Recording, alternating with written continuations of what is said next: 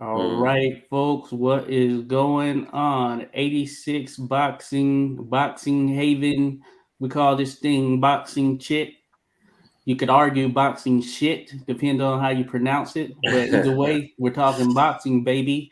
And it's your boy here, Joshua, holding it down with Slavin or Slavin, aka Boz is what we call him. If you throw an O on the end, Boz O, is a fighter Rather by the not. name of battling Bozo. Oh So yeah, Bozo isn't necessarily a bad thing, but not we'll keep it well. Bozzy holding it down. What's going on, man?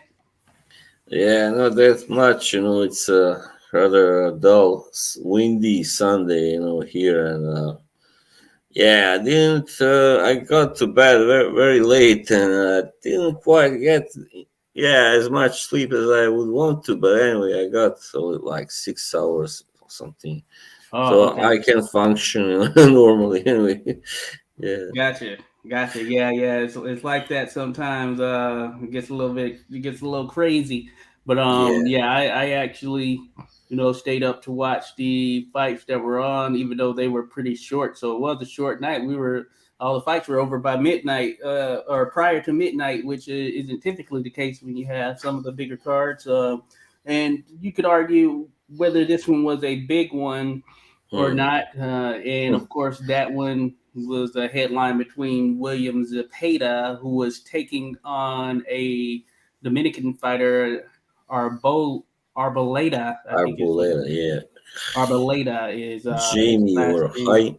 Jaime, something like that. Okay, yeah, Yeah. and this was the main event. Co-main was Diego De La Hoya, who was Mhm. in with Morales. Let me see what was Oh yeah. Morales' first name. It is actually what the heck do I have here? Victor Morales. There we go. Now, these were the two marquee fights. Now, this was originally going to be Emmanuel Stanionis taking on Virgil Ortiz, Oh which would have been a super clash at 147 pounds, and it yeah. would have been an absolute treat just given the styles of both of those fighters. But that fight has seemingly been played, and whether or not it will actually happen, bless you, whether So or not it thanks. will actually happen moving forward is still a major question. And from the looks of things, it's probably not, just given what is going on with Ortiz in terms of some of the injuries that have cropped up. It's just, you can't even make it up. Stanionis got a emergency appendectomy. Oh Now wow. Ortiz is hurt. It just seems like this fight is not meant to happen for some reason. Sadly, yeah. Man, well, we can hope it will end eventually, Yeah, but yeah. Hopefully it yeah, does. Before we jump great into it, fight. Yeah, Yeah, before very. we jump into it, shout out to Rodolfo Rivera Jr. Says sup 86 and battling Bozo. Boson. I was calling myself That's an boson, actual like the, fighter. the Higgs boson. That particle. Or You can. battling Bozo. But yeah, I made a little shorts video. This was a fighter who was a light heavyweight back in the day, and he fought some pretty tough fights. Never quite got to the point of title contention. He was close though, but Hmm. yeah, he had to go through some tough sledding. It was the days of Maxie Rosenblum being the man. Oh, It was a great boxer for Slapsy sure. Maxi. Slapsy Maxi. Rodolfo Rivera Jr. says, yeah, it's cloudy today in Cali. Oh, yeah, Cali. It's cloudy where I'm at here. We've been getting a lot of rain here today. It's kind of been on and off, and it's rather dark in actuality outside. So it's one of those things. Yeah, Rodolfo one of Rivera those Jr. days where like it's cloudy everywhere. Maybe Yeah, yeah. not on Hawaii, maybe only Oh yeah, yeah, Tahiti. that's the way the way it is over there in the Baltics. It's a little cloudy at times, I guess. Yeah. But you get Well, great snow and great snow events or snow sports, I'd imagine, just yeah, given the dynamic. Scandinavia, yeah. Rodolfo says, I forgot the opponent's name too. 86. Yeah, yeah. Same there. Same there. Again, not a huge night Arboleda. as far as the boxing names, but William Zepeda is a name that has been emerging there at 135 pounds. Hmm. And so far, he's shown that he may be a legitimate, real deal player there at the top of the division. He's a Hmm. fighter who throws a lot of punches, and he seems to have a lot of punch power or pop behind him as well. So you add that to the mix. He's active and he punches pretty hard. Then that's a dangerous proposition for pretty much anyone. And so his opponent found that out the hard way last night as the fight only went 2 rounds. That being said, William Zepeda for those 2 rounds was able to show a little bit of what he's made of. Mm, As he threw a lot of punches and he landed a lot, and it was actually the body work that seemed to do the most damage for him. yeah, So what do you think, of course, of the fight, which wasn't very long, but just the yeah. prospects of what this means for 135 and what could be next for William Zepeda there, Boz? It was a good fight as long as it lasted. Also the other guy, Arboleda, he came out throwing. He didn't look scared anyway. So, but of course, in the second round, Zepeda found his mark, and I think he first got him down once, and you know, in the second time, I think. That guy was down. Arboleda, he looked first like he was gonna make it, but then he was like just oh, you saw it. He was not gonna get up. Yeah. In time. He looked pretty, hurt, and yeah, I was like, this guy, he's done. He's done as turkey. Yeah, yeah, indeed. And I mentioned this. We were on the Fight Night Score stream here previously, and we're going to talk about that a little bit later. But I was mentioning there that the way that his opponent came out, and let me see what's his name again, so I get this right. Arboleda. So Arboleda, it looked like he was trying to go punch for punch with Zepeda, Yeah, and I knew that was going to spell doom just because yeah, from leading up to the fight and everything, he seemed to be more of the boxer type.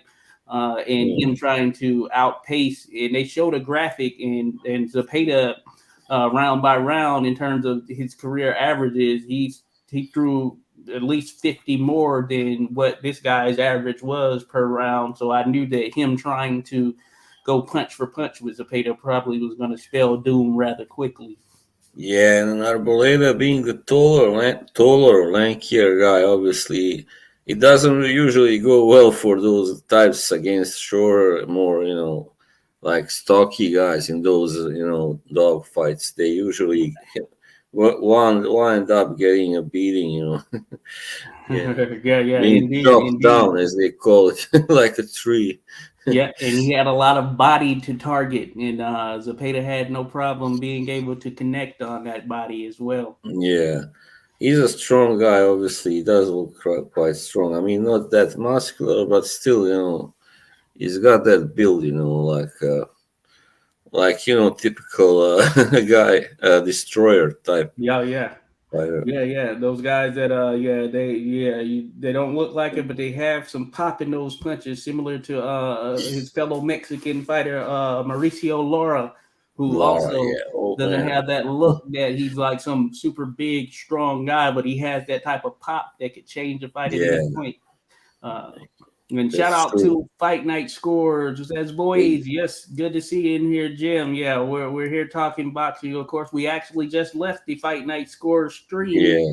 Everyone check that out, fight-score.com, or follow Fight Night Scores as well. Just look up Fight Night Scores here on YouTube. Follow them.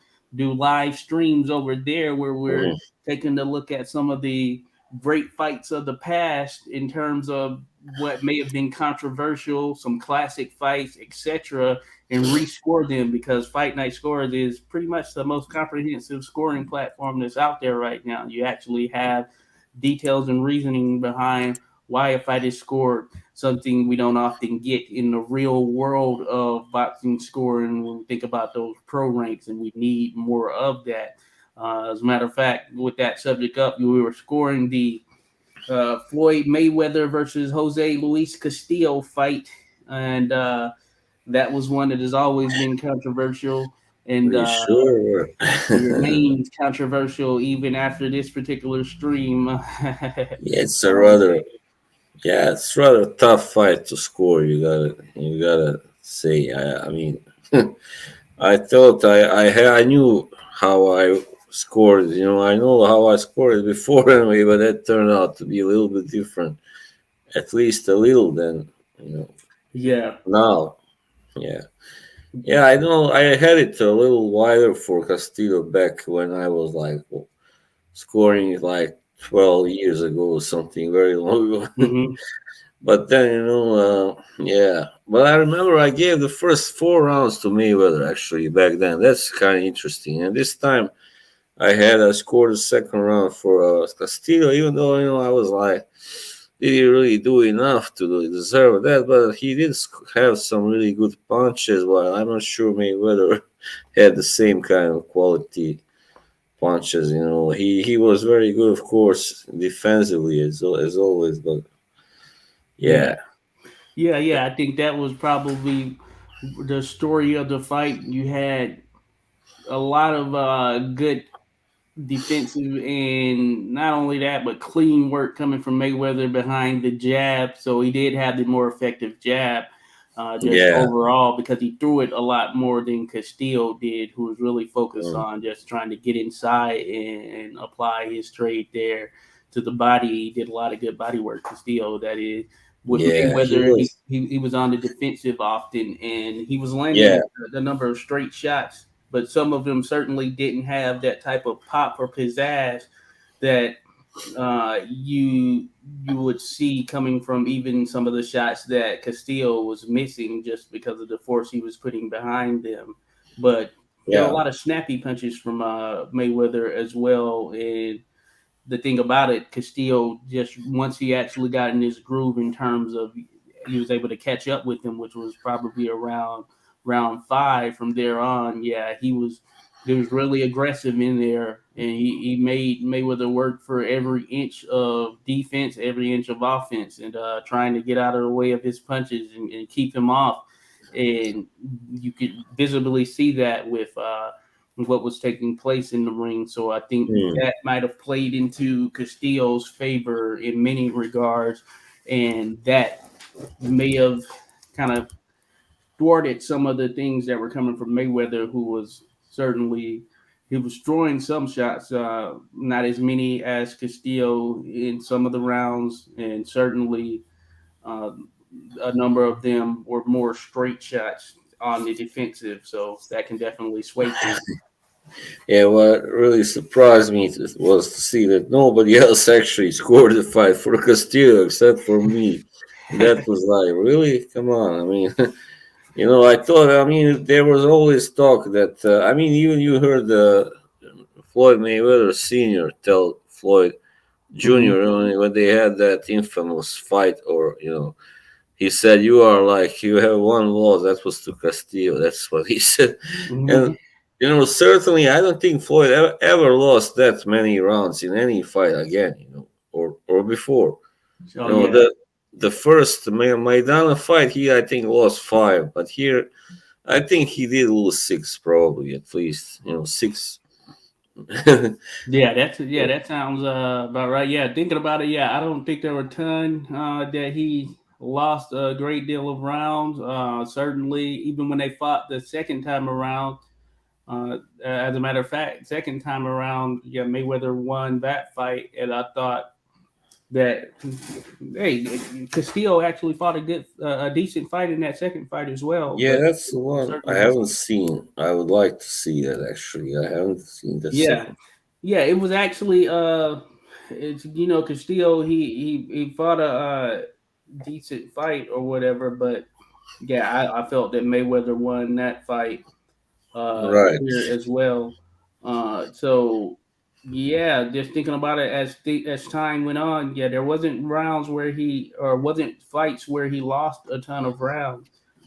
He also Yeah. never took a ton of punishment. I know people were excited and they were happy about the fight with Miguel Cotto because they saw Yeah. Mayweather's nose bleeding and there were some I was gonna exchanges. say, yeah, I think he Yeah, lost like 4 rounds maybe in that fight. I don't know, yeah, and something. that was it was a good fight. I don't hold it in that high regard because while both of them were up there, of course I don't think that was the best version of Cotto in terms of that fight would have certainly been better down at 100. I think this was fought at 154 Yeah. if I'm not mistaken. It's So like 2005, six yeah, something. Yeah, if they'd have fought a while back, it was at 147, probably right around when Cotto first went to 147, and as well as Yeah. Mayweather. Then I thought it would have made uh, it would have been a better fight because I think Cotto was still at 140 when Mayweather first went to 147, if I'm not Mm. mistaken. But yeah, Yeah, he somewhere was. a little bit He, after that, I think it would have made more sense. But yeah, because that Cotto was certainly a different fighter at mm. that I particular mean, time. he was like destroying everybody He pretty was a much. very aggressive fighter, the Mm. aggressive body puncher as well. Uh, so Yeah. so yeah, that would have been a cool and but that being said, it was a good fight in terms of some back and forth that we got to see between the two at that Yeah. particular time. For me, Cotto, I mean, I told you already, I really liked him. He was one of my favorite fighters back in the day. Oh He yeah, could box and he could, and as you say, he was a very good body puncher and all that. He oh had yeah, the power, of course, and but he was also a very good boxer, pretty good technically, and but he as because he was so aggressive, he didn't always work his. I mean, his defense could be sometimes maybe a little bit like against Margarito, leaky, maybe I don't yeah. know. Yeah, so Yeah, that's funny. That fight, I know that's now become an infamous fight, just given all of the dynamics and everything. But yeah, when I've gone back and I've looked at the fight, I've seen it.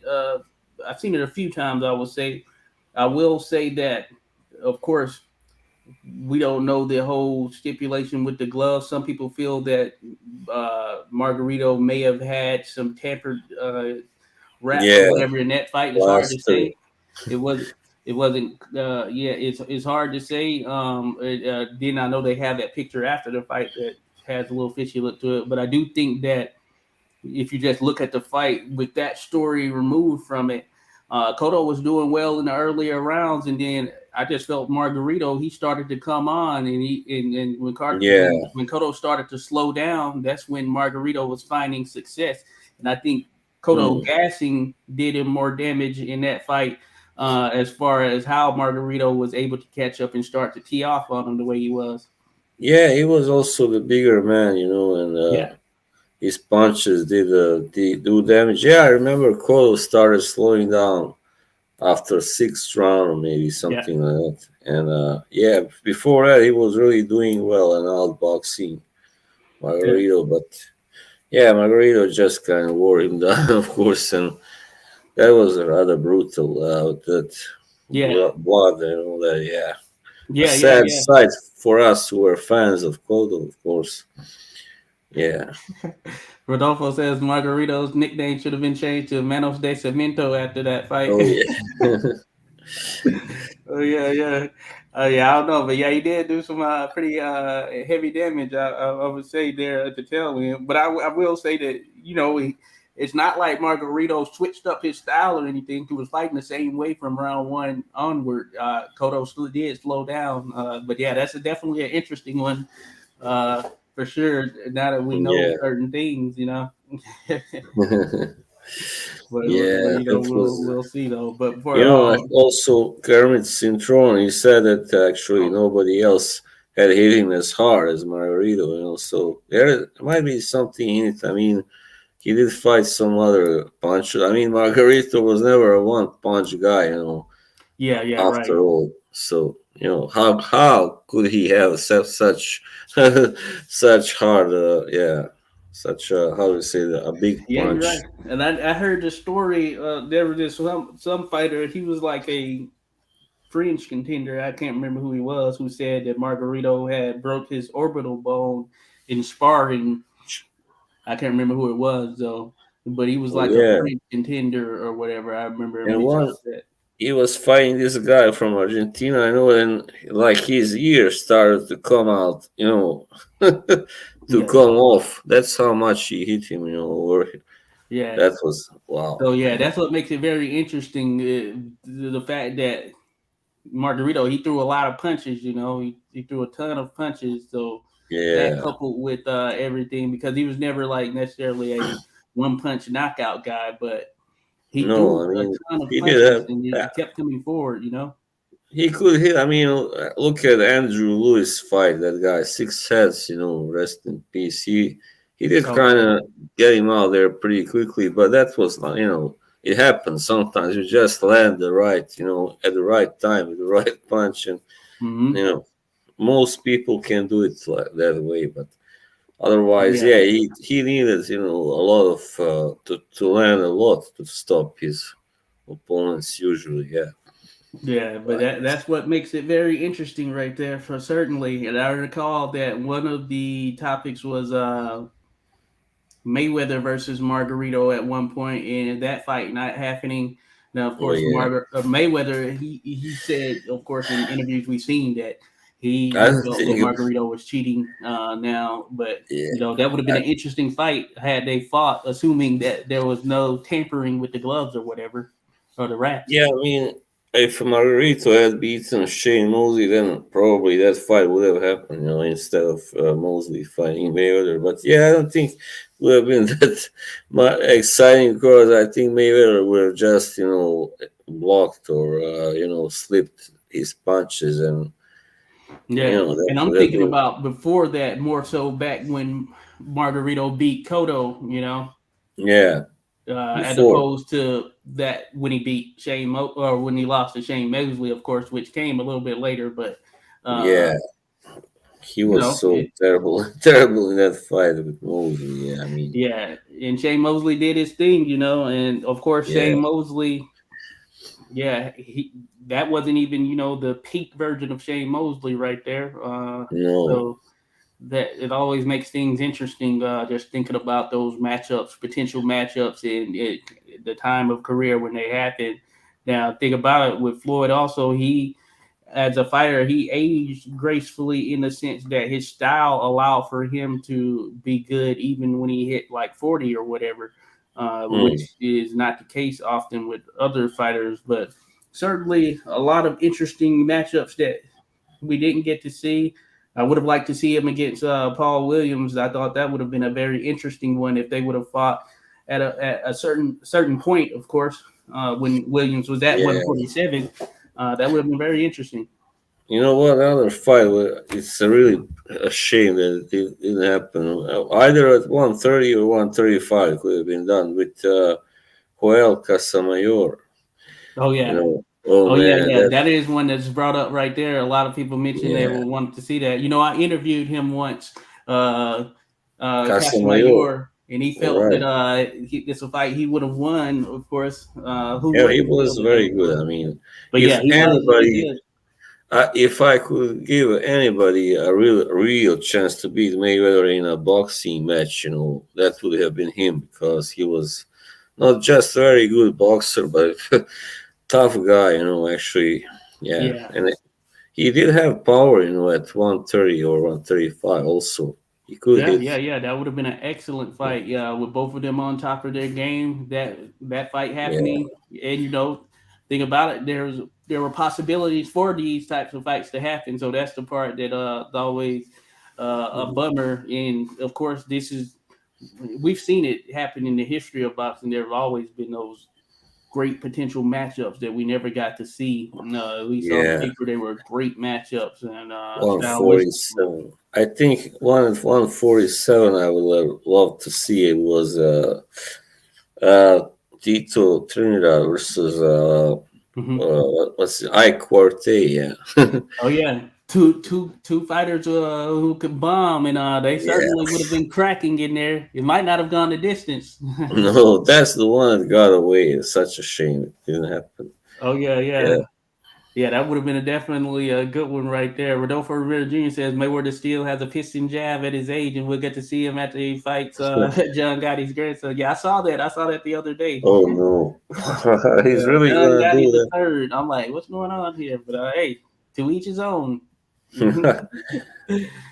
Fight Night Score says people always said Paul Williams could have been the man to beat Mayweather with his freakish size. Yeah, he did have freakish size and punch output, but he Yeah. lost to He's Carlos Quintana, and Quintana was a shorter fighter who found a formula in that one fight to beat him when they mm, first fought, at the very least.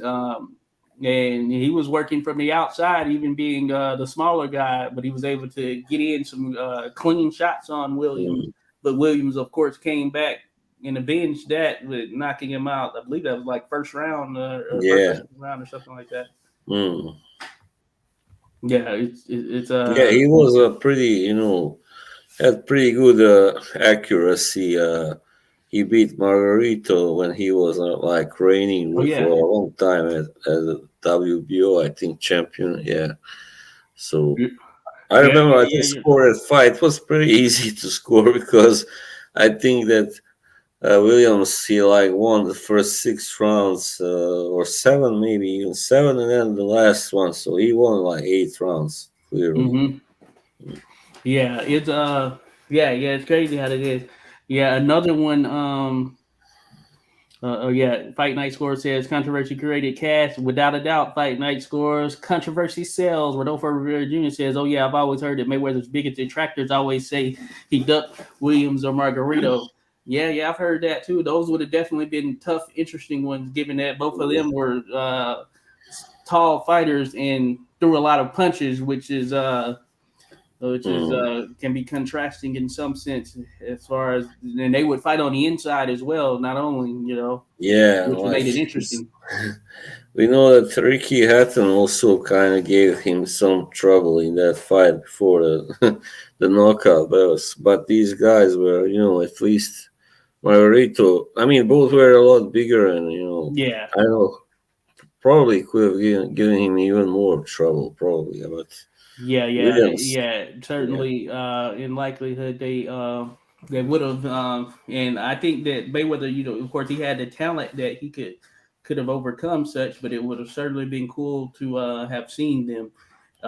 Speaking of fights that I wanted to see, I think I've said this before in discussions that we've had.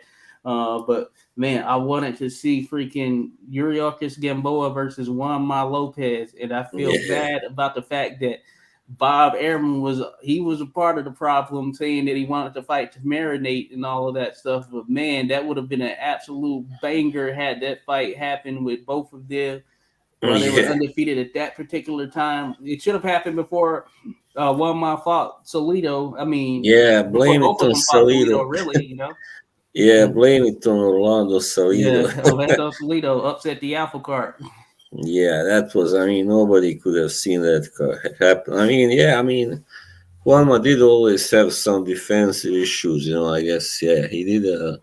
Otherwise, he wouldn't have lost to Salido. But Salido was really a veteran already back then. So he Yeah, had more experience, and that's why he beat Juanma. yeah, Yeah, right. But yeah, him and Gamboa would have been an explosive fight. Someone was getting knocked out, and it was yeah, just going to be explosive. I mean, I feel like they had such the right build up. It should have happened. They had the right build up. There were points where, hey, they were both coming off just excellent knockout victories, and it should have happened, but we didn't get to see it. And sad tale of boxing, and then eventually, yeah. even in with the losses, it never came about. And even Gamboa, his career kind of hit some lulls and stuff promotionally not too long after that as well. Yeah, he kept it going. Kudos to him after all those losses, also, but a little too long, I guess. Also Yeah, maybe shouldn't have. Yeah, yeah, certainly, certainly interesting. Certainly interesting. Without a doubt, Facebook user. This is my mom says, "Good evening, son and bods. Happy blessed Sunday. Make it do what it do. Hey, happy appreciate it. Sunday. I appreciate it. Thank you for dropping by. Of course, yeah, we're here talking boxing. Now we were talking about for those that are joining, listening. Of course, we were talking about boxing from the past weekend. Of course, that happened, which was William Zepeda getting a victory last night, second round stoppage in his fight against Arrowlate. Let me see, Arboleda. Arboleda. Okay, Yeah, like right, a Dominican fighter who came in to the contest. With only two defeats against some pretty decent opponents. But that being said, William Zepeda is a real name. And real quick, another fight that we didn't get to, but it was on the undercard. Of course, Diego De La Hoya was making his return. He was taking on Victor Morales, and this ended up being a fight that ended quickly as well with the second round stoppage after Victor Morales, I guess you can say, upset the apple cart with Diego De La Hoya being the name and picking up the second round KO victory over Diego De La Hoya in pretty emphatic fashion. So, what did you think of that performance by Morales, who came in as a fairly unknown fighter? But that being said, he seized the moment. That was that was one hell of a performance. Yeah, I mean, I think the Hoya had one loss that was to Ronnie Rios, right? But Yeah, that yeah, was not. correct. It didn't come in so early in the fight. I believe it was, yeah, maybe I don't know which round, but anyway, it was in the second round, so that's pretty amazing. I didn't Mm-hmm. see that coming. I don't know. Well, Yeah. I didn't actually, yeah, I didn't actually see the fight itself, but I mean, this was just this was for the WBA Intercontinental Featherweight title, right? Right. Okay. He Yeah, was yeah, actually knocked out. Yeah, in 6 rounds it was. against Ronnie Rios. Beloved, Yeah. text with me real quick. I'm gonna send you text. But yeah, sorry, I had Oh, little thing here. But oh, good. Rodolfo Rivera Jr. said that Diego fight was so weird. Yes, it was. uh, yeah, Diego, he got clipped and got dropped, but he tried to bounce back and fight fire with fire, and he ended up getting dropped again, and he couldn't get up from there. But he doesn't have really punch. He doesn't have punch power. He has 11 knockouts Yeah. in his, I want to say, close to 30 fights or somewhere near there. So he doesn't have that type of punch power. Yeah, he's 24. He was 24 and Yeah. one coming into it. 24 and two Hmm. now, of course, but 11 knockout victories in his career. So he doesn't have that type of pop. Morales, No. he I don't know. We'll see if he ends up being considered, one of those type of knockout or power punches. I don't think he's really considered one either. But that being said, he was able to put them together in a proper fashion to be able to dispatch of Hmm. Diego De La Hoya in the manner that he did. And I would say the sky's the limit for him. There are more opportunities that should come about now that he's gotten this victory.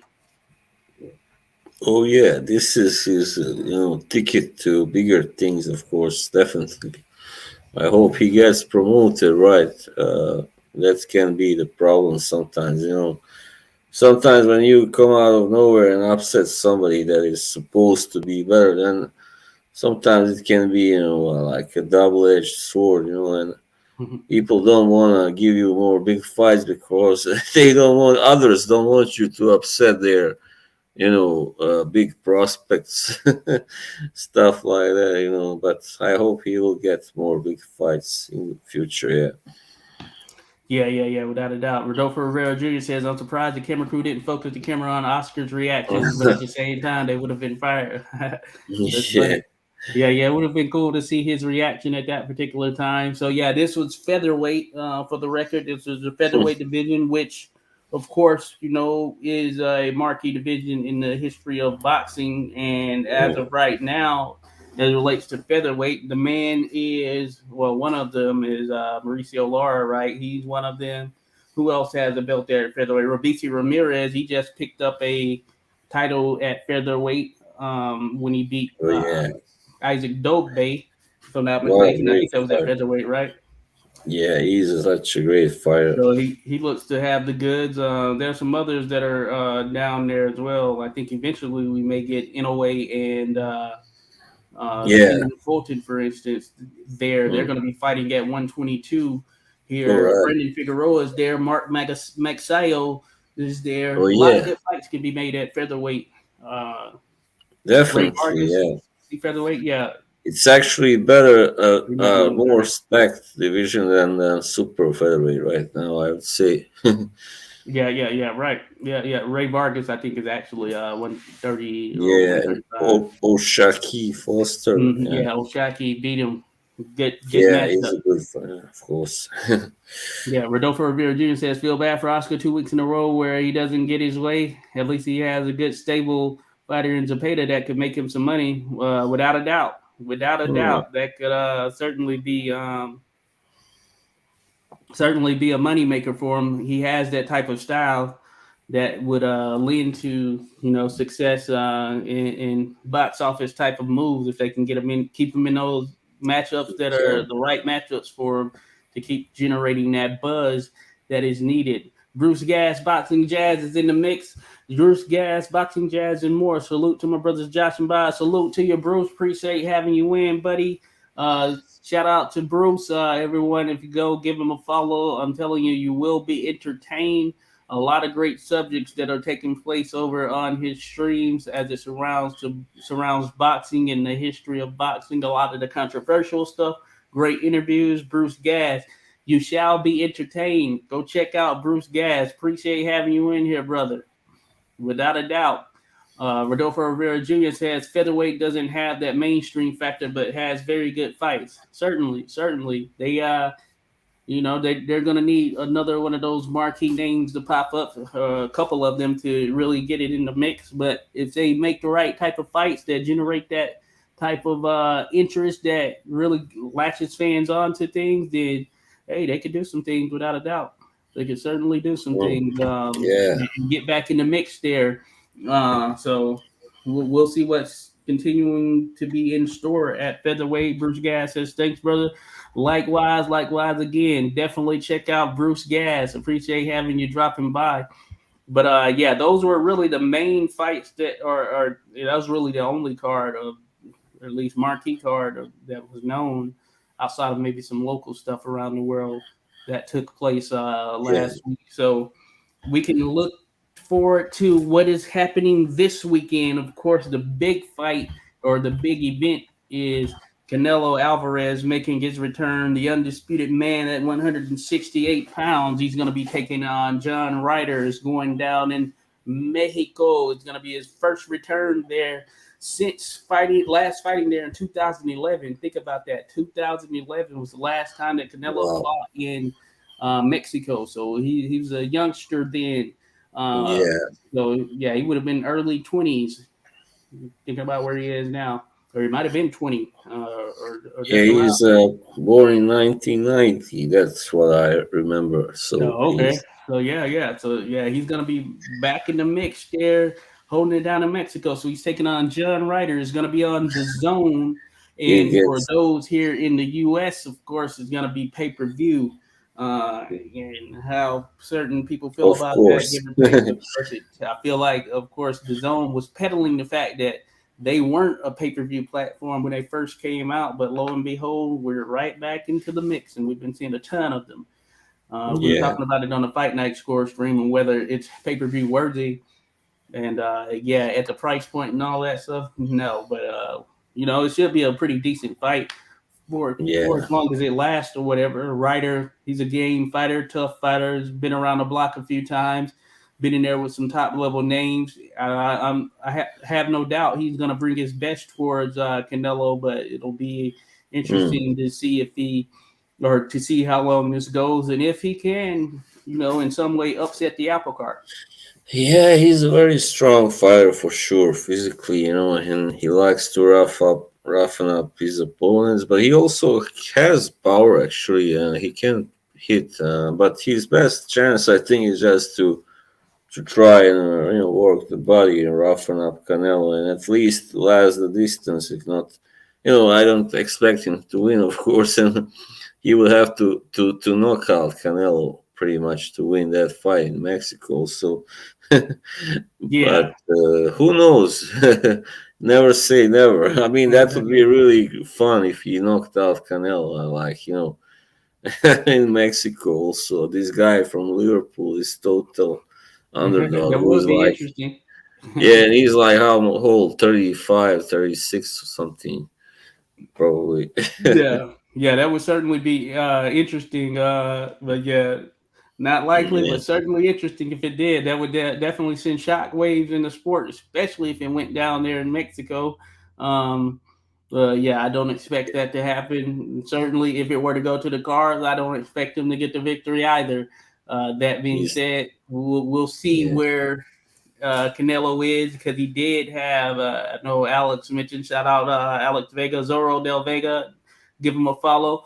But he mentioned that yeah, Canelo is coming off of wrist surgery, which wow, I guess was tied to his previous fight.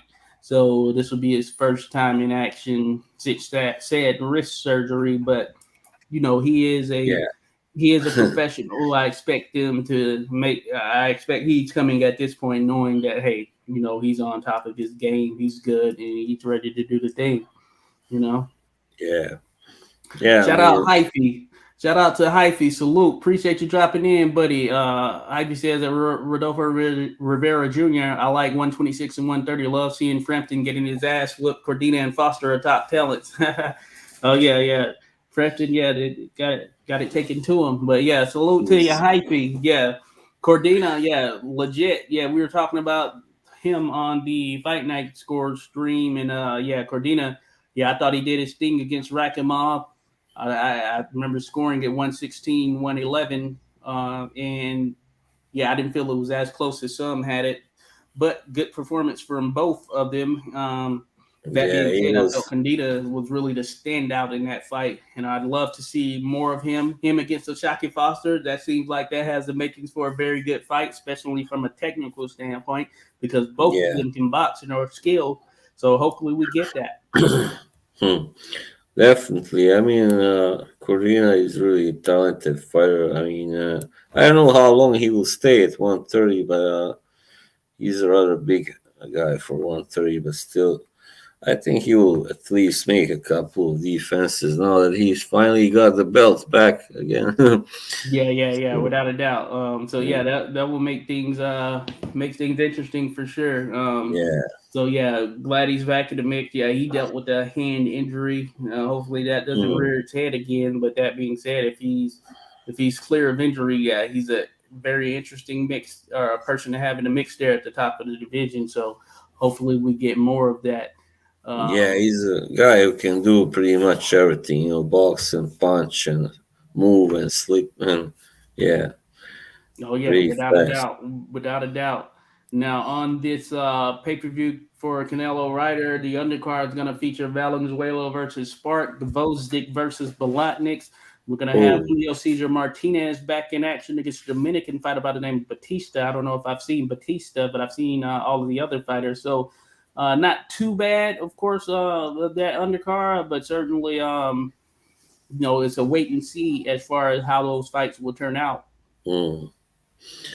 Yeah, I never heard of Batista. Yeah, I'm glad Wozniak is finally coming back. I mean, I think he had Yeah, one lesser fight already, but yeah, yeah. yeah, he has been for a long time, and I don't know why if it was an injury or managerial problems, but anyway, it was a Yeah, pity how it yeah, happened. yeah. He was in an interesting spot, because he lost to Arthur Beterbiev, and of course he was stopped. And this was at 175, the unification fight. Yeah, Now he did lost. He had some decent moments or whatever, but certainly yeah, it was a Beterbiev fight. But he hadn't fought since then. I guess he was semi-retired in some sense, and he was still seemingly at the top of his game.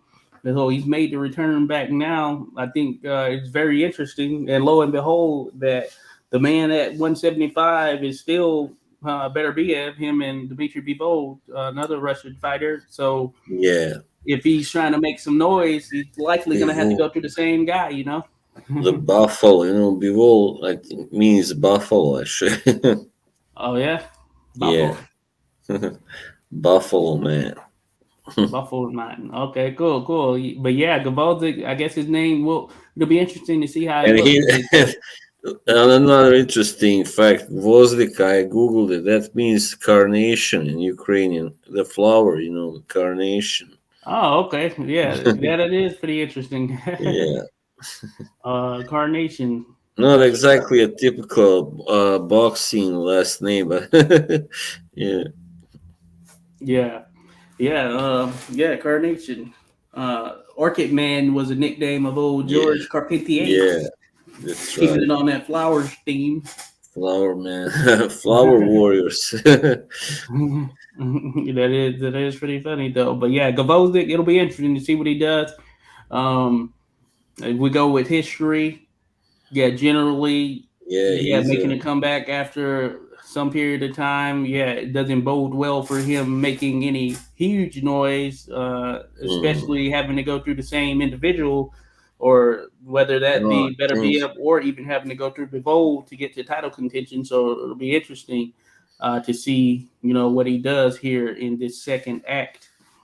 I Uh, think he'll probably move up to cruiserweight eventually. He can fight it. He's big enough, definitely.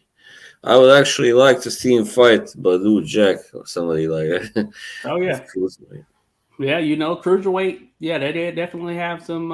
It's an interesting division right now. Badu Jack, they recently put on a great performance in picking up the title over Makabu, Yeah. and Badu Jack, of course, is a name, and he would be a good fight for Gvozdik if he were to go up there, as Hmm. would uh, Zerto Ramirez if he goes up to Oh cruiserweight yeah, since he yeah. has Zurdo wing issues Ramirez. at 175 as well.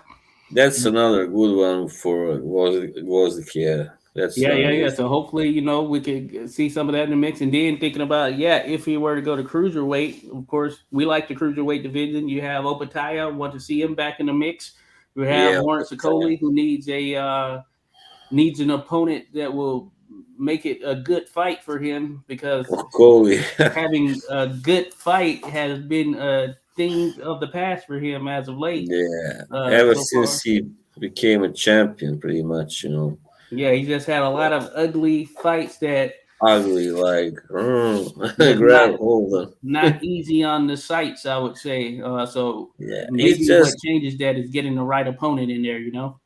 I don't know whether that's because he's such a tall guy, or tall, lanky, or whatever it is, but he just seems content to do his thing, to win that way, really ugly way, and yeah, I think he is probably struggling with his punching, accuracy sometimes. I mean, lately.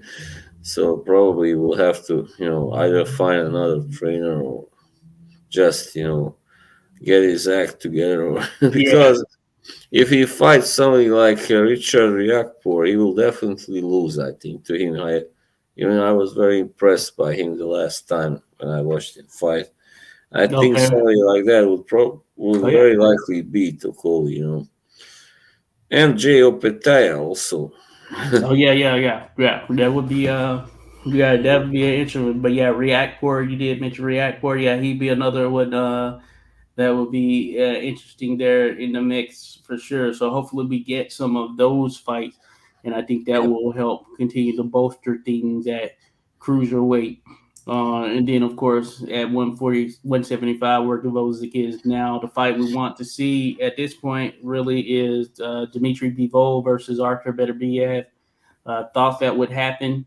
I haven't heard anything that indicates it's going to happen. So No, uh, not yet. yeah. So we'll see. Time continues to tick on that one for sure. But we'll see Yeah, what it's happens. like both guys don't want to, they want to jeopardize losing their perfect record. Maybe I don't know, but it's very often like that. Those super fights there. They will wait and wait until they have proper, almost no other option than fight each other. No better one. So Yeah, that's how it goes very often. yeah. It is. It is pretty interesting for sure. It seems like it would be one that could be made, but maybe it's just a timing thing. Uh, Yeah, Rodolfo Rivera Jr. says, "I view a Canelo stoppage a pretty entertaining fight until it ends." Okay, yeah. Same here. I think maybe. yeah, Canelo stops John Ryder at some point. That Yeah, seems to probably. have the makings at least. Yeah, Ryder is a tough guy, but it can happen. I mean, Canelo does hit hard, especially to the body, and yeah. I can see after round eight, any time after round eight, but not before that. I don't think it will happen before round nine or something. Yeah. Oh yeah, yeah, without a doubt. And Rodolfo says it's gonna be my first time seeing Canelo's nephew live. Oh yeah, I remember you mentioned that his Canelo's nephew is fighting on the undercard uh, Well, at some point. His nephew is my same age, I think, too. Yeah, is interesting he there, Rodolfo. has he got red hair too, or Yeah, you're right. So, I guess Canelo is like an elder citizen now at in the sport. yeah, He's got a nephew boxing now. yeah, pretty That's much. Pretty crazy. soon his son will also start boxing. Yeah, right. One of those crazy things. Yeah, Uh, Shout out Scrapbook Boxing. Scrapbook Boxing drop in says, "Good afternoon, gentlemen. Appreciate you, Scrapbook, dropping by. Everyone, check out Scrapbook. You want to learn a lesson on the history of it? No better way than to get that history lesson than from Scrapbook Boxing. I had to give 100% kudos. I go over there and check out his stuff all the time. A lot of interesting factoids on the history of the sport. And of course, I love the history of the sport. If you follow the channel, you know that's the case. Of course, I know Bob loves the history as well. Many others love the history, but Scrapbook Boxing is the man for the history talk. So salute to Scrapbook. Appreciate you dropping by, Scrapbook. Uh, Without a doubt. Um, and Fight what's Next that? Score I don't says know. better be bold, better not turn into another Spence Crawford situation. Yeah, I know. Well, Yeah, speaking of that, the latest thing that's been thrown out there, I don't know where it came from, but apparently some June 22nd or July 22nd date is being thrown out there. I think it's July 22nd is being thrown as the date that Crawford versus Spence is supposed to happen. I don't know where it came from, but people are saying sources say, but you know how that can be with sources say. You know, anyone can have a sources say something, right? yeah. That's really turning into a farce, man. I mean, come on, it's about time to just make that set that damn date already and stick Yeah, to it. Unless something really like an injury or something, God forbid, yeah. should happen. Everyone's Yeah, looking to break that little sources or break that little fight date or whatever. But yeah, I don't know if that can be taken seriously, especially considering I don't know where it came from. It just seemingly came out of nowhere, no, out of nowhere. But if it happens, then kudos to them. mm, But yeah, all of the boxing sites are running with it. They said the deal's near done for July 22nd. That's the target date supposedly. So we'll see. We will see. yeah, But that, of course, is considered, or at least was considered, the number one fight in boxing. It is rubbed me the wrong way because it should have happened by now. Of course, I say if we can oh get yeah, Canelo Benavidez, that would be a great consolation prize. So hopefully we get that. Assuming Canelo gets a victory over Ryder here when they fight. yeah. Yeah, I hope he'll also get that fight done. Not gonna say man up, but yeah, maybe maybe he should have also already fought him, but he was too busy moving up and down and up and down. Oh yeah, yeah, Yeah, without a doubt, without a doubt. Rodolfo says, "What up, Scrap?" Without a doubt, Scrapbook, love the content, appreciate it. Scrapbook, without a doubt, appreciate it. Fight Night Score says, "Believe it when they are in the ring." Certainly, that's the way we have to treat these mega fights these days. Believe it when they're actually in the ring because this fight certainly should have happened like 2 years ago, maybe yeah, 3 years something. ago. Yeah, Would have been probably. I was ideal. gonna say 221 or something. Yeah, Yeah, yeah, 20. it's crazy how that works out. I mean, so I give props to Ryan Garcia and Tank Davis for actually fighting. They did 1 million pay-per-views. I feel like Spence Massive. Crawford, given that the matchup, the magnitude of it, it seems like the type of fight that could pull something off around or at least near there. Yeah, Million pay-per-views. I don't think that's out of the realm of possibility, especially if priced right. So we'll see if they can make that happen. that will Of be course, that will be one massive pay per view. Oh man, the yeah, biggest especially is if they put some actual top level fights on the undercard as yeah, well. I think that would entice people to buy it. I bought the Ryan Garcia versus the Tank Davis yeah, the Tank Davis Ryan Garcia fight. I bought that on pay per view. Did a million pay per view buys, and I think that speaks to, hey, if you put the right type of fights on, then people will buy. Oh yeah, And if you don't, that's all you gotta do. Yeah. I mean, I think it will be pretty, of course, the biggest pay per view since Floyd versus Manny. I hope the fight itself will turn out to be better, much better than that one turned out. yeah, yeah, yeah, right. Hopefully that happens. But Yeah, Rodolfo Rivera Jr. says, Bods and 86 Boxing, you guys should tune in for Marlo's corner boxing history trivias that he regularly does. Cool. I have to check that out. I don't think I know of it. Know of a Marlo's corner boxing. that sounds fun. Yeah, I mean, I'm not that into that history as far back as Joshua is. I mean, like the 1900, something, or 1895. But I do know some stuff about that. But I'm like Yeah. more about that from circa between 1930 to 1970s or whatever, 80, 90. Yeah. Oh yeah, without a doubt. So cool. Yeah, I didn't know of Marlo, but I'm checking him out now. I'm gonna subscribe. I'll try to check it out. Check out his next trivia Because thing. yeah, those fights back then, the people they fought pretty different. I mean, Yeah. when you watch it today, it kind of looks almost like I don't know, like they were dancing or something. But yeah, it wasn't until maybe the 30s or something that it really intensified. That Oh sport. yeah, without a doubt, that's the case. Rodolfo said, yeah, he goes all over the place from bare knuckle boxing to present day. Cool. But yeah, you're right. Yeah, certainly it could be considered a different sport in many regards with the way some of the fights were contested back in those days. Thinking about the Yeah, history, certainly when you go early 1900s, late 1800s and on, or around that mix right there, which of course is an area where I like to focus without a doubt. But yeah, you had some very skilled individuals who were competing at that particular time. A lot of the contests we don't have on vid, and then for those we do have video on, it's very limited. Certainly, different times, different conditions, and all of that stuff that play out in different ways. Just thinking about it today, of course, you had fighters going 45 rounds, and plus you had 5 hour fights, 7 hour fights, etc. back then, which is stuff you can't, you don't really fathom or wouldn't expect to see at all today. Just recently did a video on Tommy Ryan, great welterweight and middleweight from back in the day. He fought this fight with Danny Needham that was like a 5.5 hour fight or whatever it may be, wow. where it went 76 rounds, but in between the time there was some lulls in the action or whatever. And these were 3 minute rounds. These were fought under the Marcus of Queensberry rules. Now they were using 2 ounce gloves as well, so you have to think about that. So some of them, yeah, could definitely have lulls, but yeah, these guys were it's just a very different time.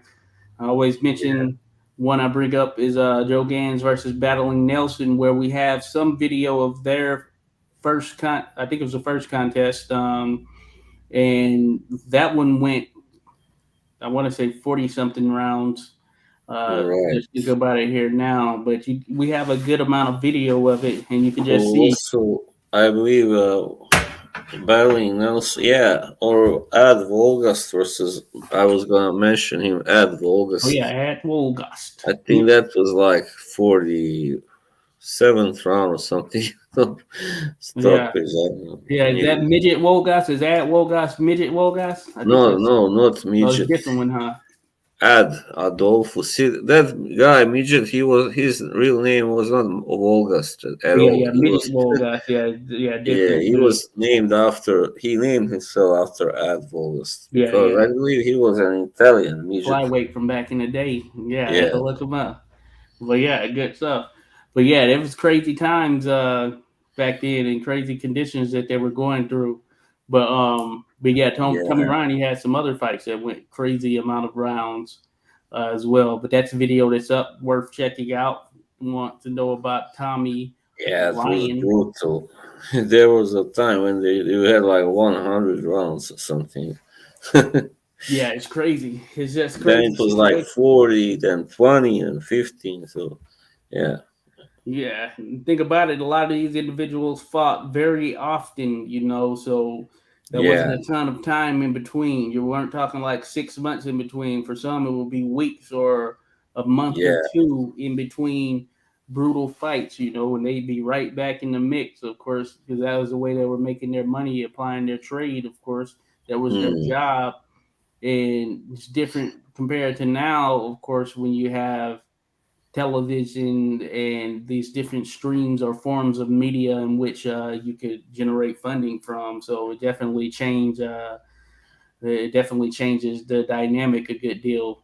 Uh, Bruce Gas, Boxing Jazz, and more. Did they ever have fights to the finish? Certainly, certainly. Oftentimes, a lot of these longer fights were fights to the finish where they just go until a guy couldn't go any longer. As a matter of fact, and that was the case with some of the fights I was speaking of with Tommy Ryan, but you had a lot of those fights to the finish. And I think Scrapbook may even pointed out. I know, well, I'm sure he pointed out. Yeah, there were some fighters who actually participated in some of these fight to the death boxing matches where the loser left or the loser, yeah, they ended up dying, which is very very much brutal type of oh, crazy yeah. stuff. And these would be some of these. Yeah, that's another reason I don't really enjoy reading up on those really old fights. I mean, of course, you had some guys Yes. that are really outstanding, back then, also like Bob Fitzsimmons and, Oh yeah. you know, guys like him. Yeah, Bob So, was a very solid guy. Grew up in yeah, New Zealand actually. yeah, He got that sort of stout build up top from his work there with his yeah, father who was a blacksmith Blacksmith, yeah, yeah, and that's that's right. how he kind of got started doing that. And that's that natural type of pop that he got in the sport. He Yeah, he got into it when Jim Mace came through doing hosting a couple of boxing tournaments, and Bob Fitzsimmons ended up winning two of them, yeah, or at least because he was the never really a championship. heavyweight, at best he was like a light heavyweight, but he fought Yeah, heavyweights because he yeah, was right. so powerful, and could Yeah, hit. he started out. Yeah, he's really more naturally middleweight. I guess you can Yeah, say light heavyweight, super middleweight, super, taking it in yeah. today's standards. Mm. But yeah, he fought up to heavyweight, of course, and he carried that power to heavyweight. He was just a big puncher, one of those all-time big punchers. You had those guys who just seemed to have it. And he was Yeah, a really kind of lanky guy, but he had a strong upper build, of course, from his work. yeah, he's like built like stone, Yeah, but he could Yeah, punch. Yeah, he had that type of pop. But yeah, Bruce Gass says, yeah, like human pit bull. Yeah, it was like that, especially when you take into account some of the racial undertones. So you had a lot of those fights that were taking place that were yeah, definitely crazy. Probably, yeah. yeah, borderline, just plain And old like you had fights where inhuman stuff. back then you had some laws in certain states in America where you couldn't really fight if they started to fight, then the police came and Yeah. stopped the fight. If it got too brutal. Yeah, you had a lot of that. Certainly had a lot of that. Yeah, the brutal nature of boxing, especially before the Marcus of Queensberry rules became the standard. When they were doing London Prize ring or London Prize fighting rules, and the other bare knuckle fighting rules, where it would be a lot more brutal and a lot different because it was sort of like almost like MMA ish wrestling style in Yeah, some regards. They'd be out that's what in the we. middle of wherever, spike shoes and all, and it would be some pretty brutal stuff. And it was outlawed in many states, and a lot of them would take place in pretty seedy areas, or you just gonna have to be in the know. Hmm, And yeah, that's Marcus of Queensberry changed things a bit, or that rule yeah, set. There are a lot of exhibitions disguised as exhibitions. but they were Mm, really boxing matches in some sense. So you had a lot of that, but it took a while for it to really take on, at least get into this level of acceptance that it is accepted today. Of course, you always get those calls, especially when something happens to will the sport be banned or what's going to happen, because you still have deaths even at this point in the sport as well, and this is with safety, I guess you can say, in some sense, at an all-time high by comparison to back then. mm, So yeah, very interesting stuff. Very interesting. It's really some brutal stuff that took place back then. A lot of yeah. interesting stories, a lot of interesting fighters that cropped up out of that whole era in the world of boxing during those times. The Fight Night Score said, "Good old Brits to sophisticate things." Oh yeah, yeah, yeah. But that ended up being for the good, of course. But yeah, a lot of London Prize fighting rules. Yeah, those were some pretty tough ones as well, taking place over there. But back in those days and times and eras of bare knuckle being the sport or being the top dog, yeah, you had a lot of big fights taking place over there in the UK. Mm, Um, and yeah, they played a significant role for sure with a lot of what took place at that particular time. Thinking about the bare yeah. knuckle era, so yeah, you got to give props to the Brits and helping to usher a lot of Mhm. things in, changes the good, the bad, and all in between. Yeah. So Yeah, I yeah, didn't know Marquis de Queensberry, was he British? He was probably. yeah, he's it was the ninth Marquis of Queensberry, I believe. I think it was the ninth. I forget his name, but Right. I He did a little must have been video. then. Yeah, I've done a video. I called it "How John L. Sullivan Changed Boxing," but he was a proponent for fighting glove, just because of the legal ramifications of fighting Yeah, without right. gloves, at least. And of course, heavyweight division being that marquee division, it's always been the marquee division, really. Mm, Now, here in more modern times, we've had points where you see welterweights, middleweights, etc., have points where they're like kind of the top dogs in the sport and all that stuff. But certainly, if you have the top level heavyweight, they're usually they bring the division to or bring the sport to that peak interest level, just seeing those big guys duke it out and everything. yeah. Excuse me, but yeah, It's yeah, always it's always been the main interest in the yeah, big yeah. boys. That's It's been the money always, generator, the buzz yeah, generator. You made think the about big money. Yeah, Yeah, yeah. that's You think about boxing history and all that stuff. Like we can go back and when yeah. you're It's telling the kind of story and all that unfair. stuff, you can start with the heavyweight division because that's Yeah, gonna tell a great deal of things, of course. But you had all those other divisions around, a lot of other great history. But if you can just do a full, uh, chronology just on the heavyweight division, and there's so many peaks and flows, peaks and valleys, ebbs and flows that are really pretty amazing yeah. stuff. I mean, it's unfair. Some guys who are in the I mean, the smaller divisions. I like for first time I discovered Manuel Ortiz. I believe that's his Oh name. yeah.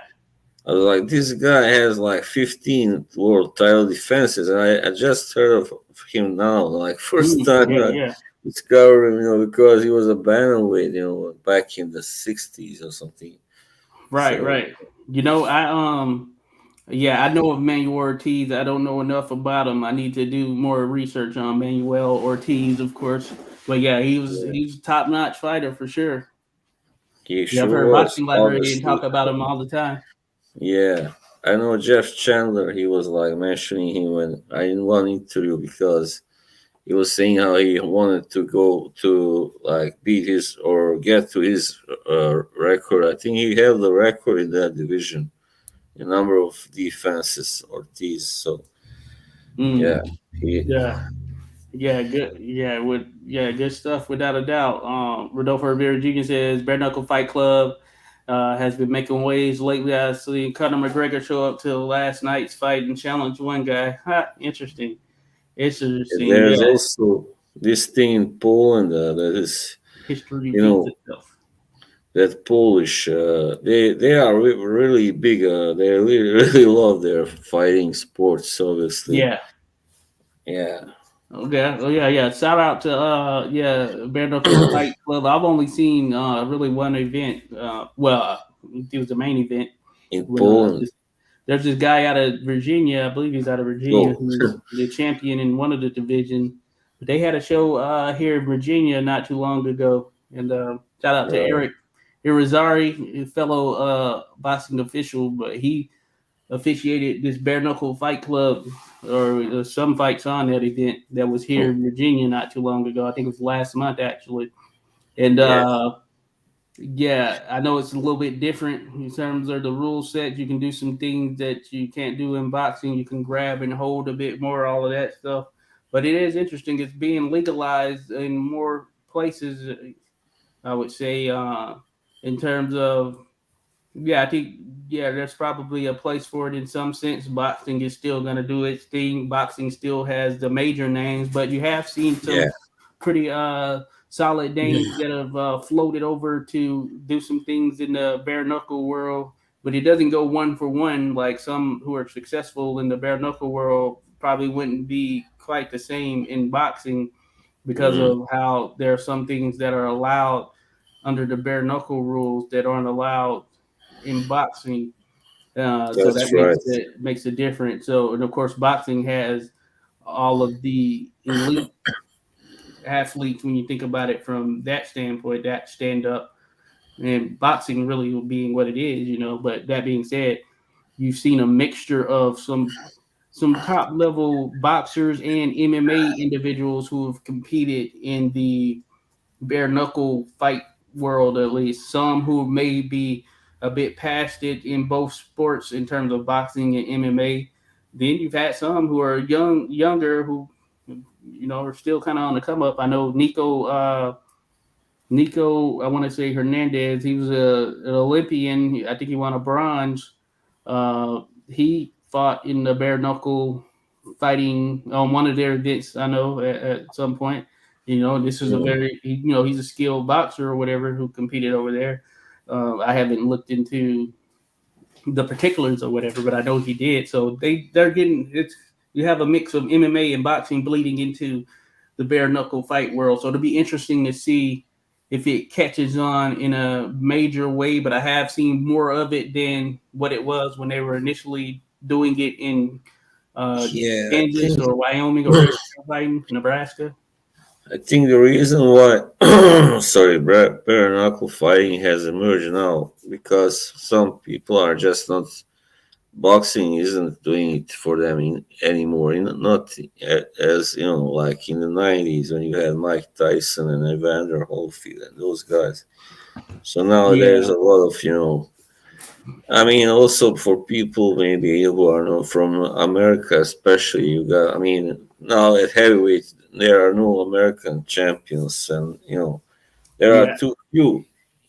Otherwise, Yeah, yeah, right. And and boxing needs to get their stuff together, as we always talk about, as it relates to actually putting on the best fights. And we have a lot of great fights that take place, but usually the masses don't know about them and watch those, of course. But when we yeah, talk about the big name fighters that help to continue to elevate the sport, we need more of them to actually fight each other instead of these mm, long drawn out back and forth over who is A side and B side and crap. And we just need yeah. I to mean, fight. whenever I argue with some people that come from the same part of the world as myself, about that, saying boxing is better than MMA, they were always like, "Oh no, nothing is going on in boxing now. It's all that." I mean, no exciting fights. It's because these guys only follow the biggest names, biggest fighters. I mean, and now they know like the Klitschko's are retired and Yeah, other. I mean, like people like I don't know people like Floyd Mayweather has retired. Manny yeah, Pacquiao now has retired. So that it's like nobody is left for them. That's how they look at it. yeah, yeah, That's very yeah. shallow. Yeah, Yeah, right. There are a lot of top guys that are still out there, but certainly when you have those big names that kind of roll out, that does definitely. affect things in a certain way. Yeah, definitely. I mean, but also some people think that boxing is too, full, too full of rules. So they want to see real brutality. They want to see blood, to put it that way. And I don't really, I can't really. Yeah, I'm not one of those guys. I mean, to put it Yeah, that yeah, way. right. But no, I love the sport of boxing. Yeah, Uh, so I, I stick with it because there are a ton of very good, even great fights that take place all the time. If you follow the sport, you know of a sort, and it's not going anywhere. It's not dead. I yeah, mean, like people say, oh, nobody dies in MMA. But come on, I'll tell you something. If MMA only had like 6 or 8 rounds, there would be people, I mean, don't have to tell you what would have happened. It's only because boxing is 12 rounds and yeah, 10 rounds. So that's pretty much why it happens, sadly. But yeah, if MMA had been 10 rounds, come on, man, that would have been yeah. And there have been those that have died in MMA. I know for sure on the amateur side of MMA that's happened. right. You probably don't hear it in the UFC or whatever, but there are other promotions that are out there that are smaller, lower level that are taking place all over, and that does happen. Contrary to what some may think, actually, Yeah, it's one of those because things. it is very brutal. I mean, you are allowed to hit your opponent after you knocked him out. They Yeah, happen to hit him.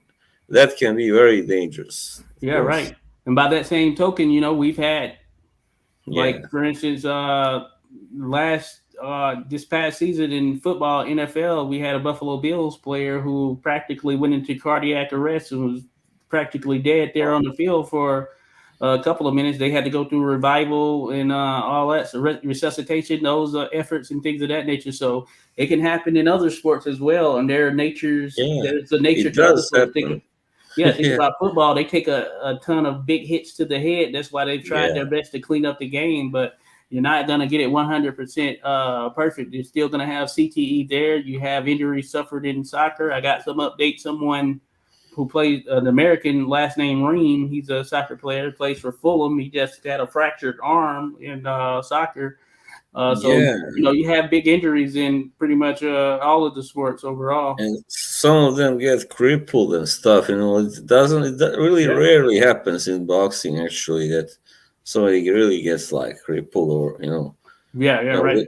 they usually maybe suffer a bad knockout, then later they recover. It's all fine, mostly Yeah. until they maybe reach old age. Then it's of course different. But Yeah. yeah, Yeah, big picture. Yeah, these other ones aren't without fault as well. These other sports and all of that stuff. So it's just one of yeah. those So things. You try to do what you can to keep safety at the top or whatever, and that's why you mm, continue to educate, and continue to put officials or invest in officials and having the right people there who can help to ensure they're looking at that safety aspect. That's why that's a big piece of it.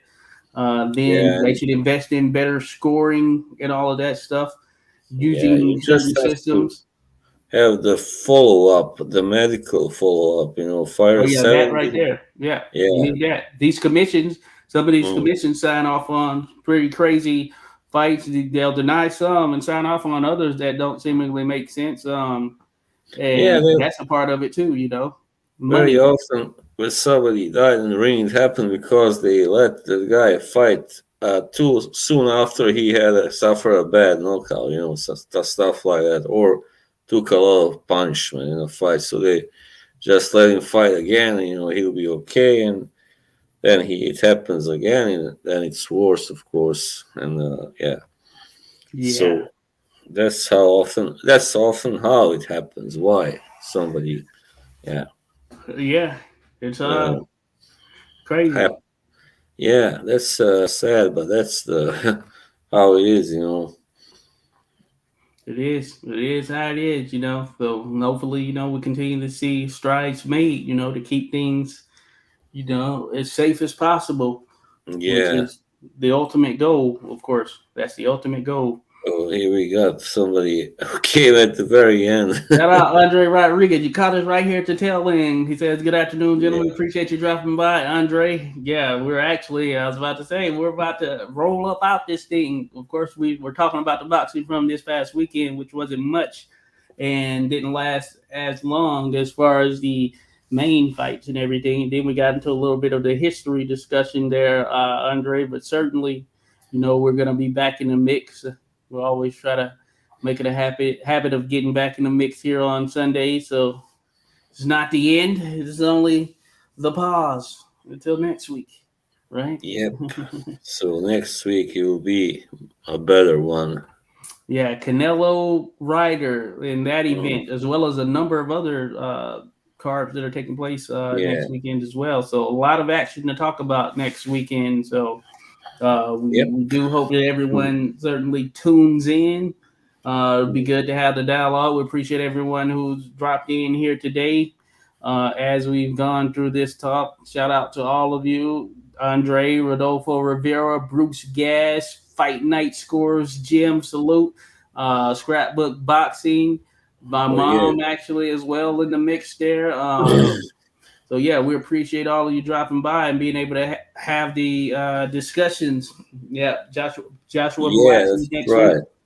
Good one. Yep. Yeah, Joshua Yeah, Watts. we have that going down. So yeah, a lot of good action that we'll be able to talk about that will crop up here at the end of next week. So we look forward to it and hope everyone tunes in. For those listening, we appreciate for those listening on the replay, we appreciate that as well. Feel free to join in discussion in the comments anytime. We'll be around and be in the mix. So yeah, that's pretty much it right there. Any closing thoughts there, boss? That's it. Yeah, just stay tuned for next time. It will be Stay tuned. yeah, a All right. better weekend. But Oh yeah, salute Hyphy. Yeah, he dropped by as well. So yeah, yeah, I so see. salute to everyone who dropped in. So we'll Mhm. catch you on the flip side. This will be up on Zencaster. Shout out Zencaster. But yeah, look forward to the next one. So have a good one, everyone. Bye.